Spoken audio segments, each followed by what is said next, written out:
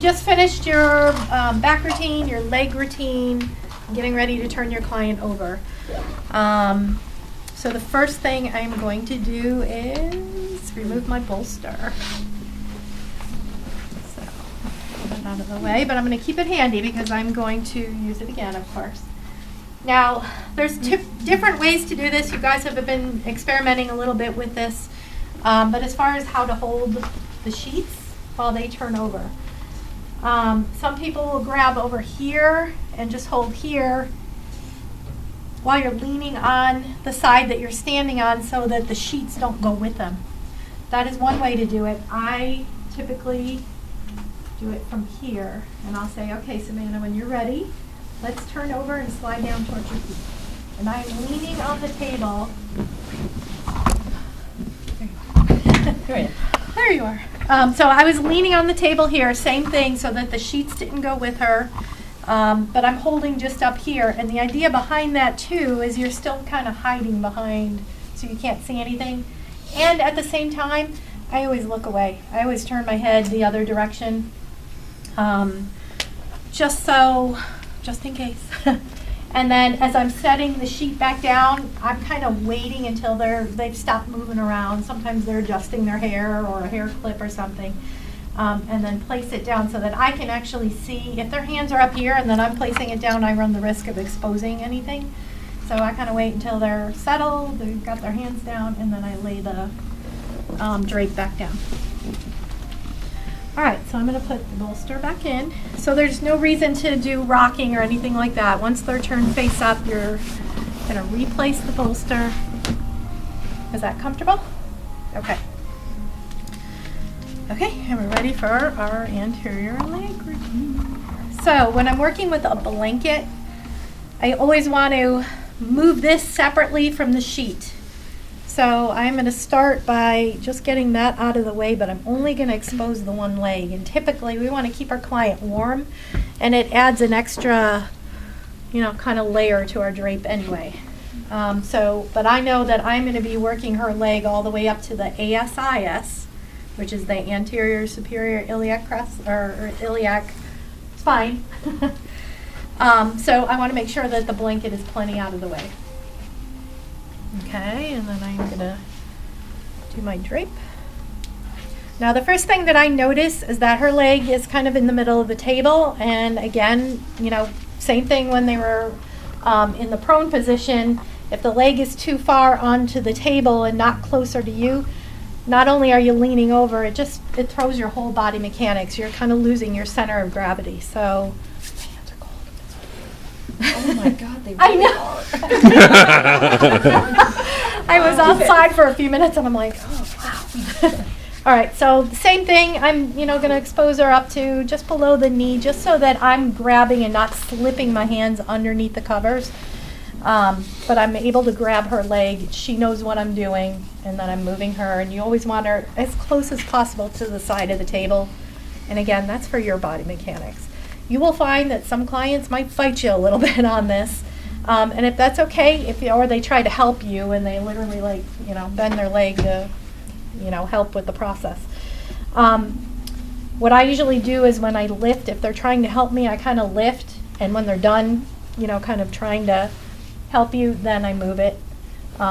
If they are fighting you because they don't want their legs that far apart, do the best you can. Just, if you can get a little movement out of it, that's fine. So again, my drape, there's two ways to do this. I like a deep tuck like that. I know that a lot of you have been also lifting, supporting the leg, lifting. Sometimes the client will help you in pulling through. There's really no wrong or right way. It's what you feel best with, as long as your drape is really secure. I'm going to roll under again, and I am coming up all the way to that first little bony attachment that you feel. Again, that's the ASIS. Now, if they're wearing underwear, I'm going to be mindful of that.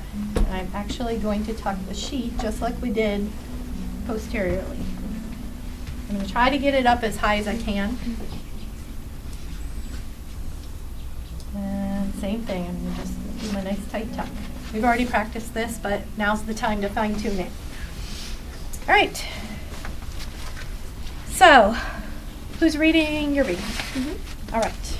In left bow stance, apply lubricant to entire extremity, including the top and bottom of the foot. Yep. Cold. I should have worn this too. It's okay. Here we go. So I'm really starting my first pass as close to the top of the foot as possible. And I'm going to do like a two-handed. So again, I'd like to do this.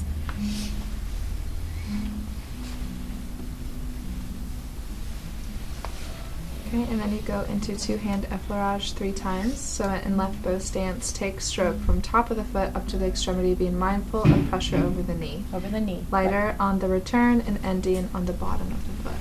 Okay. So I'm going to come all the way up. And I'm going to bring it all the way down the foot. And when I'm coming around to the bottom of the foot, I'm actually just kind of wrapping my hands gently around the foot. So what I'm doing is I'm also spreading lubricant, but I'm preparing this entire limb for touch. Now, unless somebody has said avoid the feet. So the other thing I want to point out is when you're working on the leg, this is a pretty long excursion. So there, as we're keeping our body mechanics, as we've talked before, you may have to take a little step. So once you get towards the knee, you might need to take another little half step up and then do the same coming back.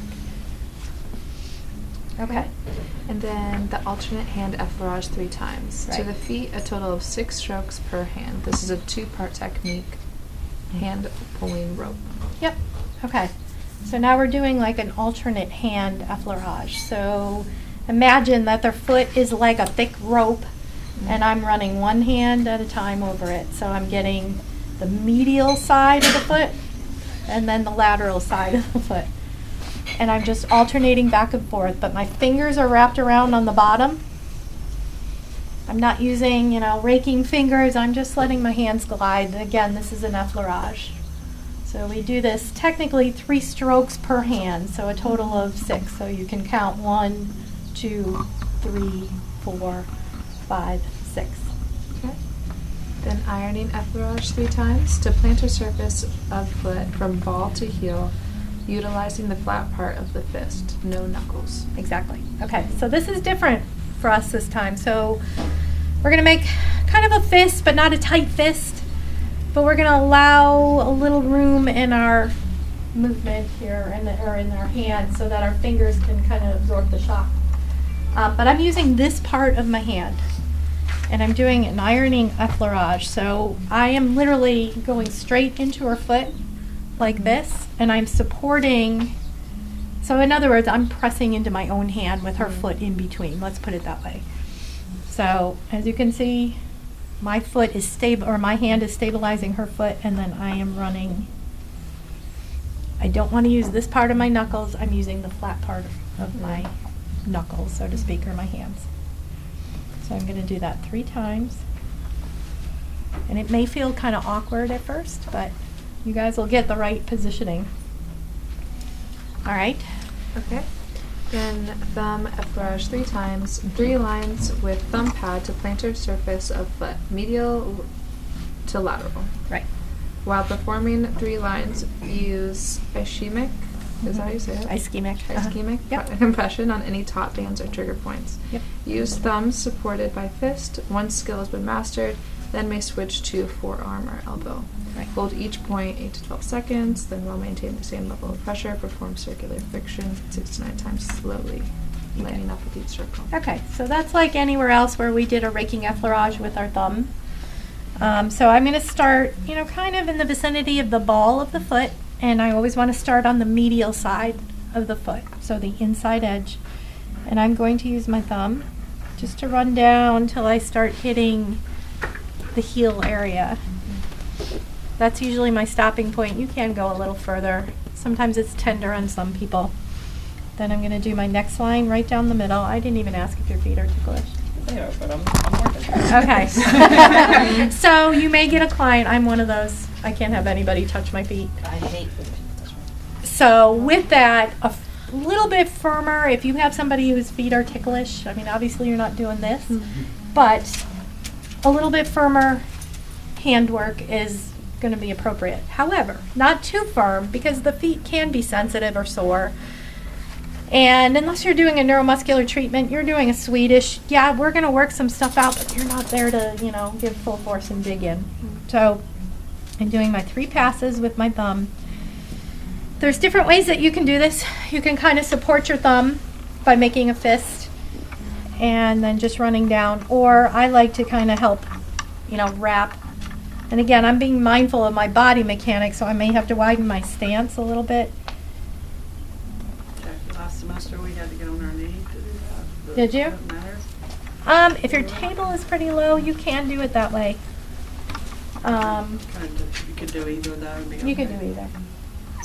Yeah. Okay. Right, and then after that, it is fingers between toes. Oh, okay.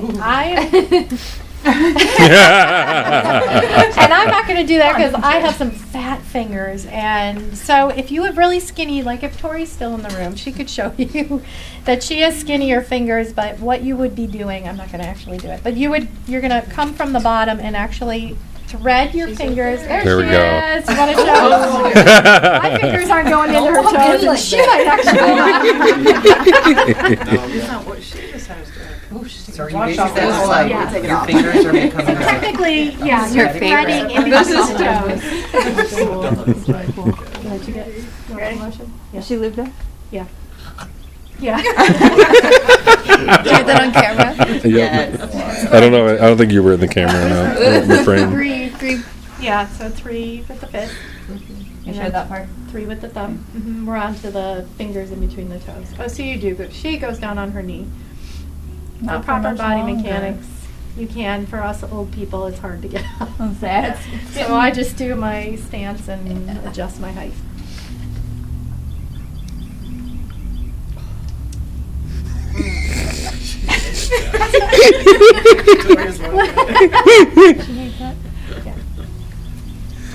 If someone is uncomfortable, for the though, camera. It's for the camera. You're like, yeah, I'll do the I have demo. real tiny toes, like before Yeah. I just do my pinky over Yes, each one. exactly. Do each So, and exactly that. So if you can't do that, if you're, He's also he's feeling your energy. He's also grossed out by what you Responding for you. He does that sometimes. Well, that was creepy. I So- thought that was Aaron. If you cannot do that and you cannot get your fingers in between the toes like that, you can simply do, and she's going to show you, just kind of get your finger up in between. And again, if you've got some larger fingers and you got some tiny toes on your client, you can do exactly that. Use one of your smaller fingers. Use a pinky.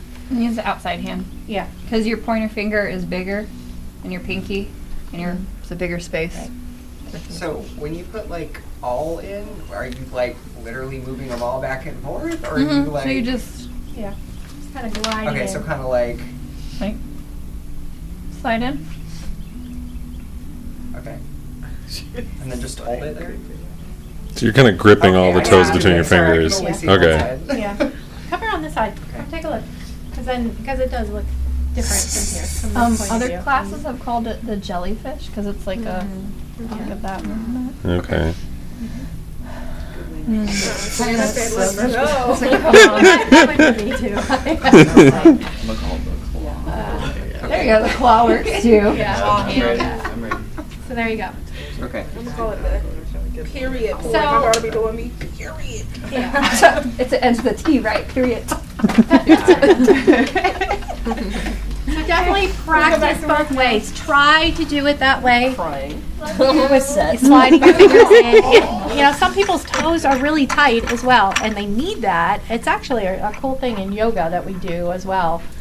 But we do it to ourselves, so we kind of, process that a little different. But you'd put, your hand in between your toes like that, move around. But anyways, try it both ways. If you've got some really tight toes, or your fingers are a little bigger and their toes are a little smaller, do exactly kind of how she demonstrated, sorry. And Jump! just kind of getting in between the toes. Already been violated, so. Need some therapy after this. All right, so then after that, we are going to actually do a traction on each toe. Yep. So it's an effleurage traction. Some people love this, some people